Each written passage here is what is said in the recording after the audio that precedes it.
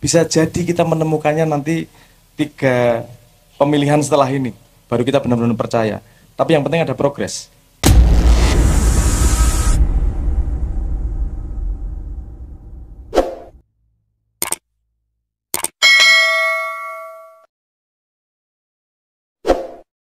Terima kasih Mas Afran.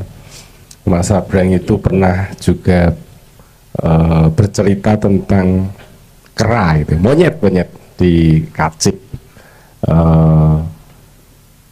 Monyet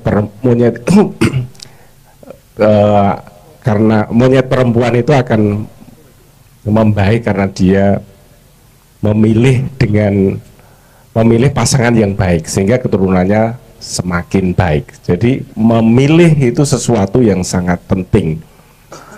Indonesia dalam konteks ini, kalau kita memilih pemimpin yang baik, nanti akan juga kedepannya akan lebih baik, gitu kira-kira.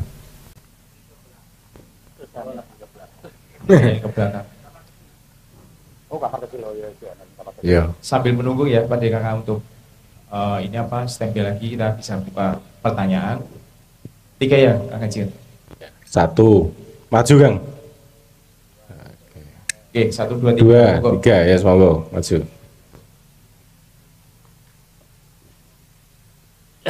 Bismillahirrahmanirrahim. Assalamualaikum warahmatullahi wabarakatuh. Salam kenal, nama saya Alif, bukan siapa-siapa.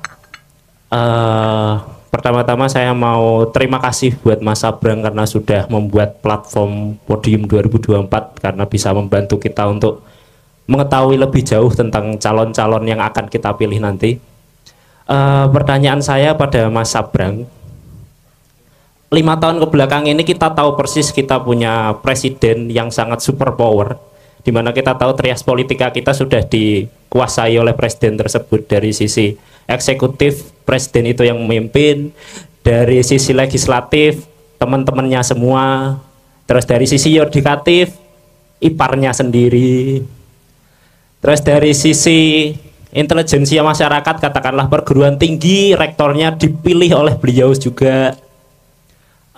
Kira-kira nanti ke depannya, kalau misalkan naudzubillahi min dzalik, nantinya pihak yang kalah dalam kontestasi pemilu ini bergabung juga kepada penguasa seperti 5 tahun yang lalu, apakah dari Mas Abrang atau dari Ma'iyah akan membuat suatu platform untuk membantu masyarakat melakukan pengawasan terhadap pemerintah?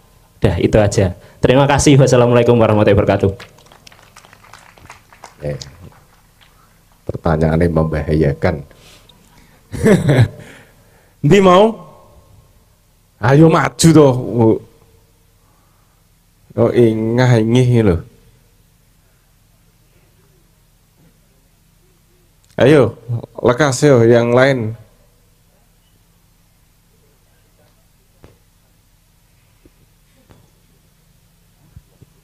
Assalamualaikum warahmatullahi wabarakatuh. Bismillah. Perkenalkan, saya Sarah dari Tembalang, Semarang. Sebelumnya mohon maaf bila ada kesalahan dan mohon untuk dikoreksi mengenai apa yang ingin saya tanyakan. Kaitannya dengan tema malam ini dengan penjelasan Mas Abrang tadi, yang ingin saya tanyakan itu asa untuk menjadi berpasang-pasangan, menjadi sepasang suami istri.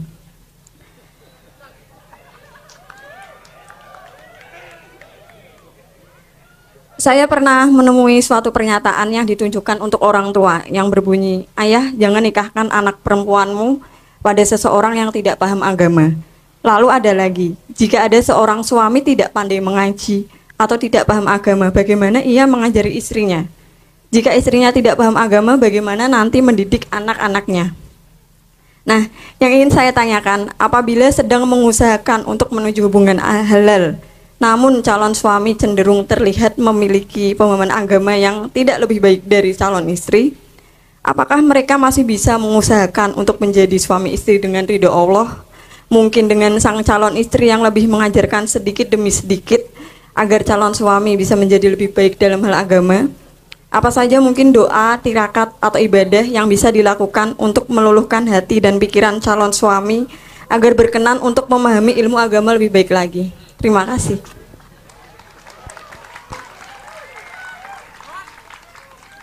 Modiar aku. Kuwi mata kuliah pranikah gitu. Di mau sih. Ayo cepat.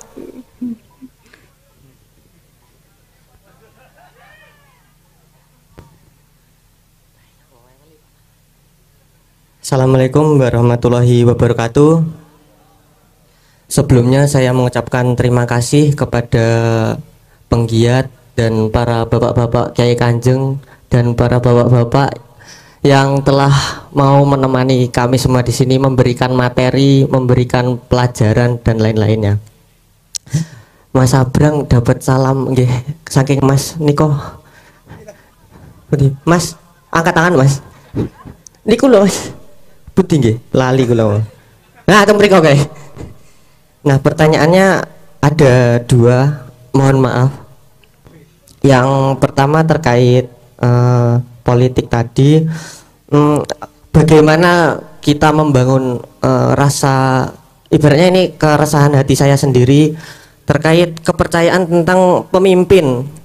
Notabene di daerah saya juga banyak pemimpin-pemimpin yang nyatanya dipilih itu ada visi misinya namun tidak terrealisasikan.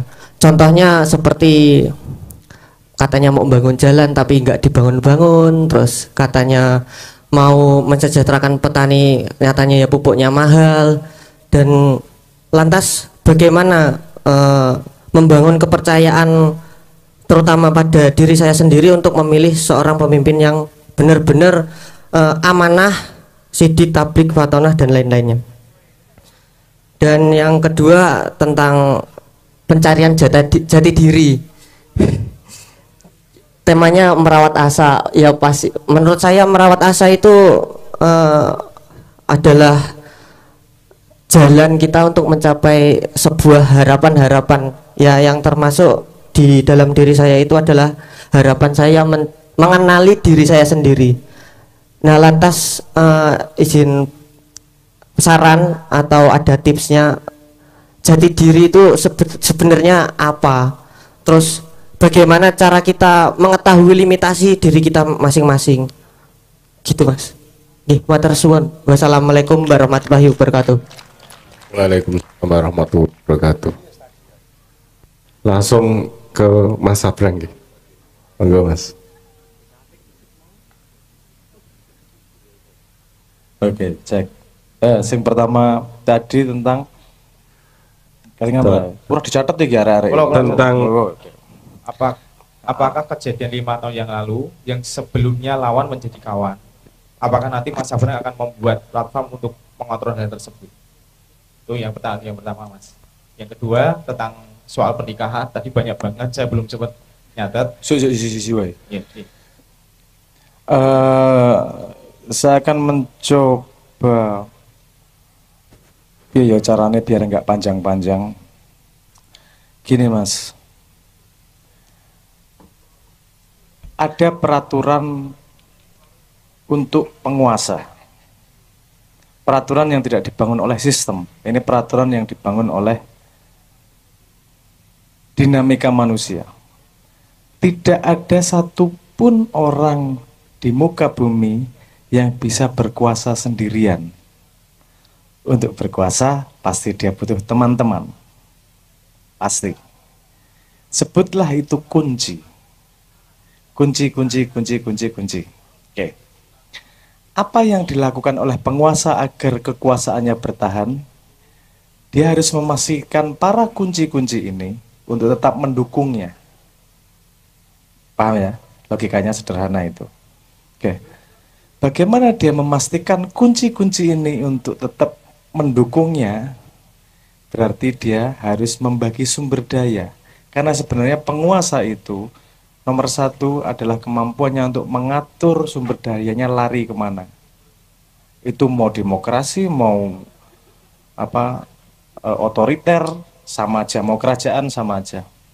Artinya untuk dia tetap berkuasa, pasti harus membagi resourcesnya agar kunci-kuncinya tetap mendukungnya untuk menjadi penguasa. Uang yang dikeluarkan untuk rakyat itu adalah uang yang tidak digunakan untuk memperkuat kekuasaannya. Itu Pasti itu hukum orang usah ngomong apa mana ngendi-ngendi ngono kuwi hukume. Mohon maaf, ini saya bukan menjelekkan Indonesia, bukan dari sepanjang sejarah kayak gitu tuh. Peraturan utamanya tuh nggak ada penguasa yang berkuasa sendirian. Pasti ada pendukung-pendukungnya. Semua raja itu punya jenderal, semua jenderal itu punya anak buah, semua anak buah itu punya pasukan.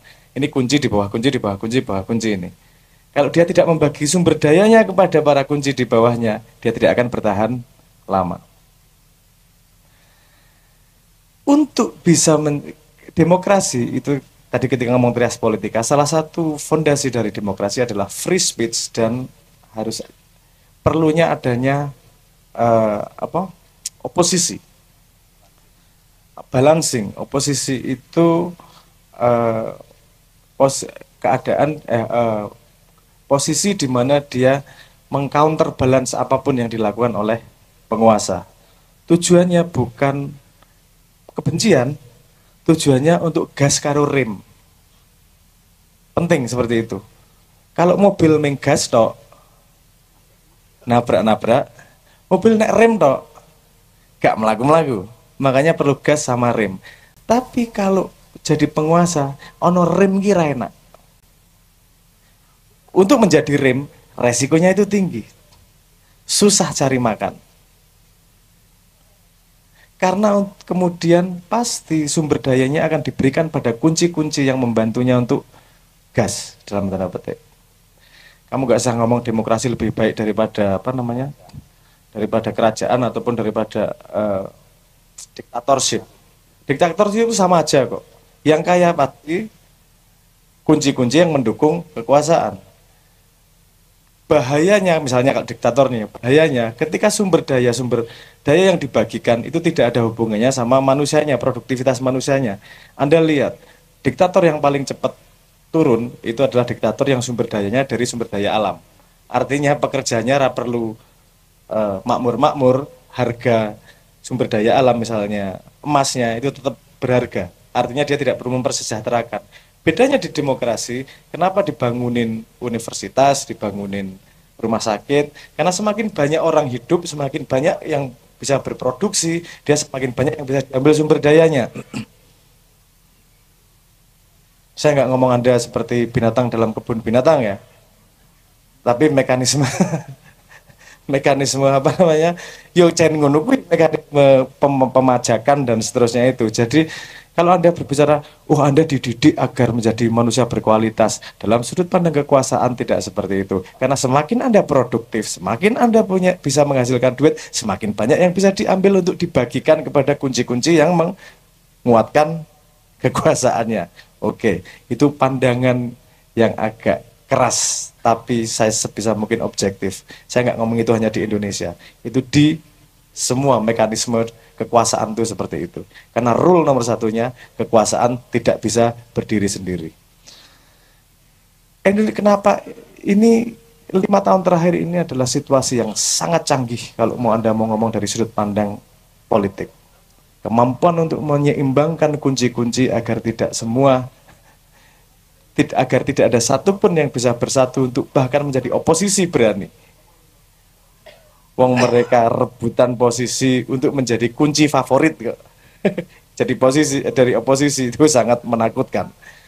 Gak usah gak usah karo presiden. Kuwi dadi oposisi ini kepala desa angel gawe KTP. Jadi padahal oposisi itu penting. Bukan untuk kebencian, untuk gas sama rem itu tadi. Pemimpin yang dewasa itu mampu melihat itu, bahwa dirinya tidak sempurna dan butuh rem. Sayangnya Indonesia, kita masih belajar untuk mencoba mencari keseimbangan tersebut.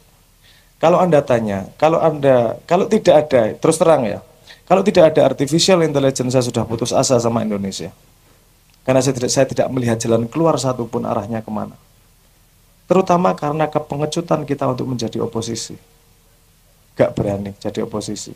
Kalaupun jadi oposisi itu bukan karena konsep, tapi karena nekat atau kebencian. Atau sakit hati. Wong kemarin jadi relawan kok sekarang gak dapat apa-apa. Tak jadi oposisi aja lah. Oposisi kelamaan susah juga nih bisnisnya. Tak ikut aja lah. Saya nggak kritik siapa-siapa. Itu secara pandang semua orang punya hak untuk menyelamatkan dirinya. No problem. Salah satu yang paling susah di Indonesia, bukan di Indonesia, di seluruh dunia, ada satu kesalahan utama yang harus dihindari. Keputusan yang salah yang datang dari data yang salah. Kita itu sangat susah mencari data. Indonesia, aduh, aku kini ngece Indonesia, orang ngece wong liya ya, karena aku ya wong Indonesia. Aslinya aku yo ngece awakku dhewe, aku yo sedih karena ketika saya paling takut ngeritik kalau tidak punya jalan keluar. Gimana sih solusinya? Gimana sih solusinya? Nek mengece tok gampang. Kalau tidak puas itu kambing pun bisa. Bedanya sama manusia punya hipotesis gimana memecahkan masalahnya tersebut. Nah, artificial intelligence ini salah satu ancaman tapi juga kemungkinan jalan keluar. Ide Anda bagaimana kita bisa mengawasi bareng-bareng itu akan sangat mudah dilakukan sama AI. Saya bisa bikin sebuah sistem di mana semua orang masyarakat bisa nginput sama dia di data dan nggak perlu takut datanya dimanipulasi karena yang mikir tidak punya kepentingan. AI kira punya kepentingan.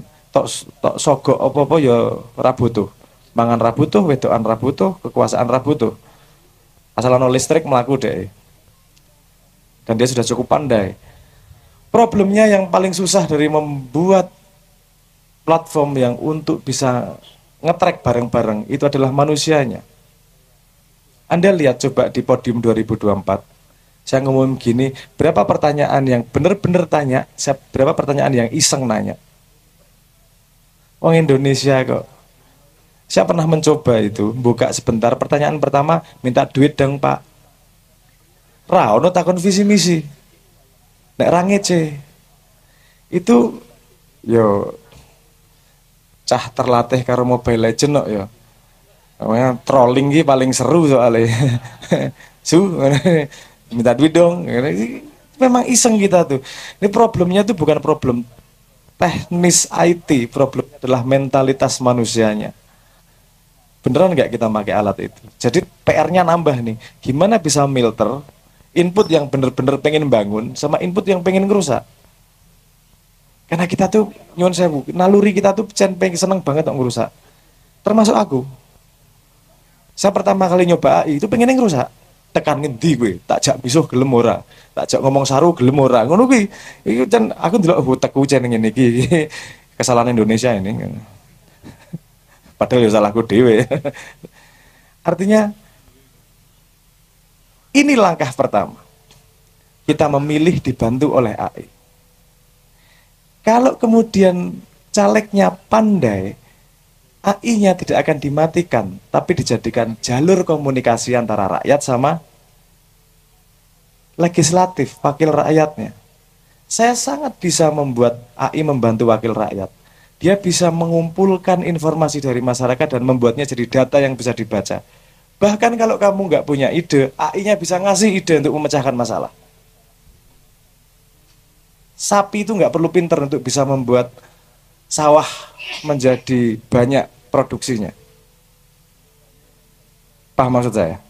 Dia nggak tahu konsep sawah, nggak tahu konsep tanaman, tapi dia bisa membantu produktivitas sawah, betul? Caleg rasa pinter-pinter apa-apa, tapi bisa membuat keputusan yang baik. Gimana kita bantu pakai intelligence? Wes, kowe arep karaoke wong entek 60 juta kono wis. Sing penting keputusanmu untuk masyarakat tetap apik gitu loh. Harapannya kan seperti itu. Beberapa fase ide itu sudah kita pikirkan ke belakangnya seperti apa. Sayangnya lagi-lagi saya bukan orang kaya. Itu kesalahan terbesar dalam hidup saya. Saya merasa, yo ini kesalahan bapakku barang di DE. Sing penting ki wong bener, pinter, istiqomah. Sugih ketinggalan. Padahal ngopo-ngopo butuh duit. Kan gitu loh. Baru tapi Pak Dimus tadi kan bilang, oke, saya ingin golek audit. Itu kalau yang lagi rame di Amerika sama sebenarnya, sebutannya effective altruism. Sak sugih-sugih untuk bisa membantu orang sebanyak-banyaknya. Itu mulai rame nih di filosofi dunia nih, effective altruism. Ada yang setuju, ada yang enggak, tapi Ini mulai naik apa namanya popularitasnya. Artificial Intelligence AI bisa dipakai di banyak hal. Salah satunya itu tadi untuk monitor bisa. Dan kalau Anda tadi ngomong banyak janji yang tidak ditepati. Kenapa orang dengan santainya tidak menepati janji? Karena tidak ada konsekuensi. Hal yang tidak akan ada konsekuensinya tidak akan dihindari di masa depan. Kenapa tidak ada konsekuensi? Karena kita semua juga tidak mencatat. Kalaupun mencatat, kita tidak bisa memberi konsekuensi apapun kepada dia. Itu problemnya. Ada konsep yang namanya reward punishment. Kalau kita bisa memberi punishment pada orang yang melakukan hal yang buruk, dia pasti akan terdorong untuk melakukan hal yang baik. Kalau hal buruk tidak ada konsekuensinya apa-apa, ngapain saya harus berbuat baik? Saya nggak menepati janji aja nggak masalah. Nah ini tadi berhubungan. Ketika Anda ngomong, apakah kita bisa monitor? Kalau kita gotong royong beneran bisa. Nanti kita bisa nge-track beneran apakah di mana di mana wakil rakyat yang benar-benar melaksanakan. Kalau dia benar-benar baik, kita pilih lagi. Kalau buruk, coret. Itu butuh konsistensi dan istiqomah dari kita. Masalahnya bukan lagi di teknologi, masalahnya di manusianya selalu. Nonton nggih? Wakeh masih deku tentang kuwi. Nek ide kan regane tempe, Mas. Nek wis nggo server ngono regane nek iso dibayar nggo wirid tak bayar nggo wirid iku. Masalahnya gak iso ya.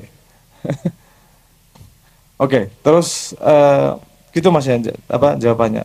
Itu sangat bisa kita olah seperti apa arahnya kemana itu sangat bisa. Ini terus terang saya ada senangnya dan ada khawatirnya dengan AI ini. Karena AI itu jadi kita punya mesin yang punya kemampuan berpikir kognitif yang tidak punya tujuan selain yang kita suruh sehingga bisa menjadi agen yang objektif. Tapi bahayanya kalau dia cukup pinter, nggonmu nang endi engko. Karena dia bisa melakukan apa yang kita lakukan. Terakhir ngecek AI itu IQ-nya 82 kalau nggak salah. Rendah ya. Rata-rata Indonesia IQ-nya 78,5. Artinya bisa dikatakan 60% penduduk Indonesia IQ-nya di bawah AI. Gue isih duwe kesel, gue isih duwe patah hati, gue isih duwe turu. AI bisa mikir 24 jam, regane murah. Kemudian ada yang bikin kalkulasi. Coding 1 bulan itu bisa menghabiskan $1.200 untuk nyewa orang. Untuk AI habisnya $1,2. Mate kon. Pekerjaan yang lain juga bisa digantikan. Aku sudah teriak sama semua presiden, calon presiden gue. Hati-hati lo iki, AI ini hati-hati banget lo kamu. Mohon maaf saya agak melebar sedikit ya, agar kita semua waspada. Kenapa kita harus waspada sama yang namanya AI ini? Ekonomi dunia 300 terakhir itu menganut ekonomi yang disebut sebagai ekonomi scarcity. Artinya sesuatu semakin langka dia dianggap semakin berharga. Semakin langka semakin berharga. Sehingga ketika ada teknologi yang membuat barang langka menjadi murah, akan terjadi pergerakan yang cukup fundamental. Contohnya revolusi industri Perancis. Revolusi industri. Langka karena susah dibuat jadi gampang, murah, jadi murah, goyah. Otomasi, goyah. Dengan AI apa yang jadi murah? Kemampuan kognitif. Yang tadinya hanya manusia jadi murah. Nek murah, perusahaan milih sing murah mesti. Bangane larang. Ora ana cuti hamil. Ora ana njaluk munggah UMR. Ora ana demo. Sementara kita masuki bonus demografi. Bisa jadi ancaman demografi. Kenapa? Bonus demografi butuh lapangan pekerjaan banyak. Sementara lapangan pekerjaan bisa tertutup oleh AI. AI tidak akan menggantikan manusia. AI akan menggantikan manusia. AI tidak akan menggantikan manusia. Tapi manusia akan digantikan oleh manusia yang tahu AI. Paham ya maksudku ya? Nek AI gantinya menungso orang mungkin. Tapi AI sing ngancani menungso. 1 orang efektivitasnya bisa jadi kayak 10 orang. Daripada gaji 10, aku gaji wong siji karo AI, gaji 2, beres. Kalau yayasan nggak mungkin kayak gitu. Nek perusahaan urusannya badi. Hati-hati. Itu ancaman. Walaupun di sisi lain juga jadi ada positif banget. Contohnya sederhana ngene lah. Anda pernah di sebuah kumpulan yang punya adik ART. Ora rasa kumpulan lah. Cah-cah maiyah loro kerjasama apa sini botohan dit. Tunggu pirang bulan ribut. Di tengah jalan nanti pasti ada keributan. Ketika rano duit, kompak, kerimbol, kiring gerombol. Tapi ketika rano duit ributan. Walaupun ada peraturan ADART, mesti rebutan karena cah saiki pinter berargumentasi, rebutan interpretasi terhadap ADART. Salah satu guna AI adalah bagaimana dia bisa mencatat semua kejadian dan dia bisa memutuskan berdasarkan ADART yang disetujui oleh kedua orang. Gue rasa ngomong, wah kita diatur AI, nggak mau. Gue ki rego Gojek, rego ojek wis diatur mesin, rano sing komplain loh. Perdebatan antara ojek sama penumpang sudah tidak ada karena ditentukan oleh pihak ketiga, mesin. Ini akan meningkat lagi ke depannya. Dan ada positifnya, walaupun ada ancamannya. Ini butuh presiden sing rada pinter iki. Untuk kita bisa melewati jembatan yang agak tidak mudah ke depannya. Sorry kesuwen, ngasih ditepuk tangan nih. Oke, mohon maaf. Tadi itu tentang pengawasan bisa kita lanjutkan. Bahkan kita bisa membantu kedua belah pihak. Ingat, pemimpin ataupun legislatif bukan musuh kita. Bukan musuh kita. Yang musuh kita adalah orang yang tidak bisa dipercaya. Bukan pemimpinnya, bukan legislatifnya. Tapi legislatif yang tidak bisa dipercaya. Pemimpin yang tidak bisa dipercaya. Bukan pemimpinnya ataupun bukan legislatifnya. Bahkan kalau bisa kita membantu mereka agar bisa lebih efektif dan lebih bisa dipercaya. Ngono ya. Makyah tidak punya musuh siapa-siapa kecuali kebodohan. Musuh Makyah tidak pernah manusia. Musuh Makyah adalah kualitas yang buruk. Kebodohan, pengkhianatan, ketidakmampuan memegang janji. Itu musuhnya, bukan orangnya. Simbah atau nggak pernah ngatain orang, walaupun yang disebut namanya, tapi yang dikatain sebenarnya adalah tanggung jawabnya. Oke. Ini tadi tentang perkawinan ya. Sing keloro tadi pertanyaannya adalah bagaimana kalau calon suaminya tidak bisa mengaji, tidak mengetahui tidak agama. punya pengetahuan agama. Mungkin yang bisa lebih menjawab adalah Gus Anik. Mungkin nanti. Oke. Nah, aku gini. Agama tuh yang dibutuhkan apa gini? Agama tuh nomor satu bukan untuk diketahui, penting untuk diketahui, tapi ukurannya bukan pengetahuan agama, ukurannya melakukan ajaran agama. Kadang-kadang dia tidak tahu ayatnya, tapi melakukan sesuatu yang baik sesuai ayat itu, apakah dia tidak beragama? Kadang-kadang gitu. Paham ora maksud gue? Jadi orang kudu ngerti, neng nglakoni. Ya. Paham ya? Gue Sanik sing ngomong urusan perkawinan. Aku sik pisan soalnya. Gue Sanik mang ping piro? Pisan podo tak kira sing pengalaman. Nomor 3 tadi apa? Nomor 3 tentang bagaimana meyakinkanmu tentang pemimpin?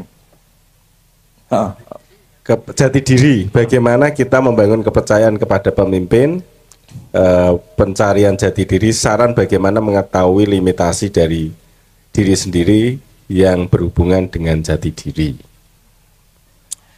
Mempercayai pemimpin,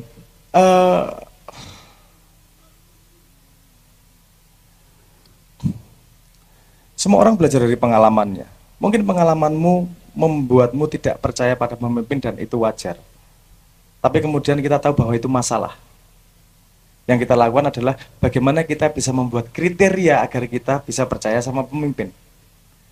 Belum tentu setelah bikin kriteria kita sudah menemukan. Bisa jadi kita menemukannya nanti 3 pemilihan setelah ini, baru kita benar-benar percaya. Tapi yang penting ada progres. Kita ada metodologi untuk menemukan pemimpin yang bisa dipercaya. Sekarang mungkin kriterianya sangat sederhana. Punya dulu visi misi. Ya karena standarnya, mohon maaf, Anda tidak bisa bikin standar kuliah kalau anaknya masih SD. Tapi yang penting kan naik kelas. Istiqomah melakukan itu. Nomor 2 tentang jati diri. Saya nggak paham. Kalaupun saya cerita tentang jati diri saya, itu jati diri saya. Saya tidak bisa memberikan jati diri tentang kamu. Tapi saya bisa memberi sedikit idea dari pengalaman yang saya alami. Nggak lama-lama, Gus Anik. Mohon maaf. Kakek cangkem aku bisa. Anda pernah dikasih hadiah sama Tuhan? Sering banget dikasih hadiah sama Tuhan yang tidak Anda anggap sebagai hadiah, padahal itu pintu untuk menunjukkan siapa diri Anda dan apa guna Anda. Saya pernah ngomong itu di video YouTube kalau nggak salah.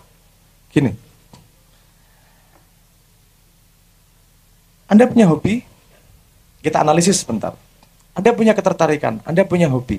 Pertanyaannya adalah gini, kalau Anda punya ketertarikan, apakah Anda yang memiliki ketertarikan itu atau ketertarikan itu yang memiliki Anda? Pertanyaan dasar. Hah? Anda memiliki ketertarikan, artinya kamu bisa mengganti ketertarikanmu. Kamu naksir A, karena itu milik Anda, nggak naksir B aja deh. Nggak bisa. Artinya kan kebalik. Ketertarikan itu yang memiliki Anda. Itu menggigit Anda itu. Pertanyaannya, kalau itu yang gigit Anda, bukan milik Anda, siapa yang ngasih? Itu diri Anda yang sejati pengen menunjukkan siapa Anda. Karena Anda belum paham, maka Anda digigit dengan ketertarikan untuk belajar sesuatu. Untuk mengetahui ilmu dari sesuatu yang kamu tertarik itu. Artinya Anda lagi digigit, diajari untuk mengetahui diri Anda. Itu proses perjalanan. Anda pernah merasa gatel sama sesuatu enggak? Misalnya gini, kok lampunya merah, kuning, hijau sih? Kenapa enggak biru sih? Misalnya.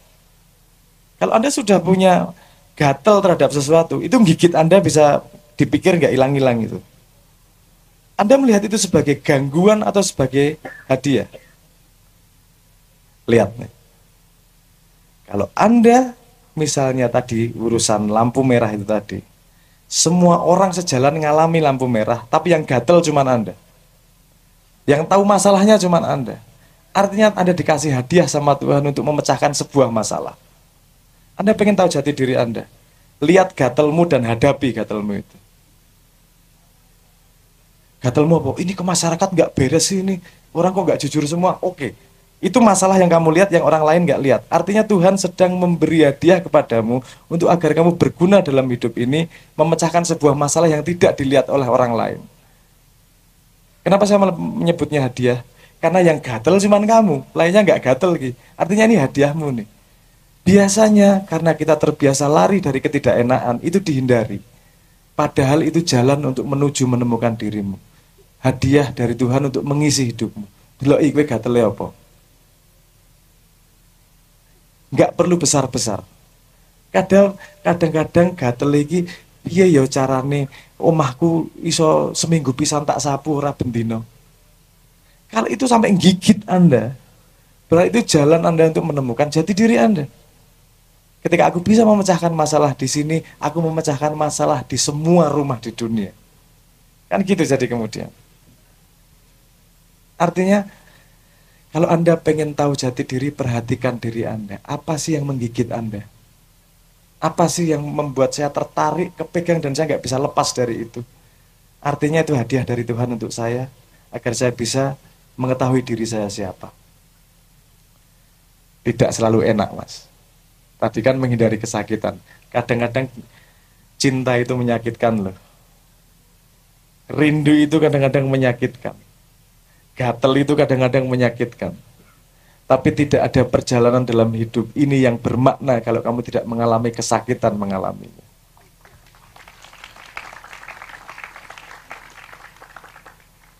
Monggo, temukan jati dirimu dengan menjalani hidupmu dengan sungguh-sungguh.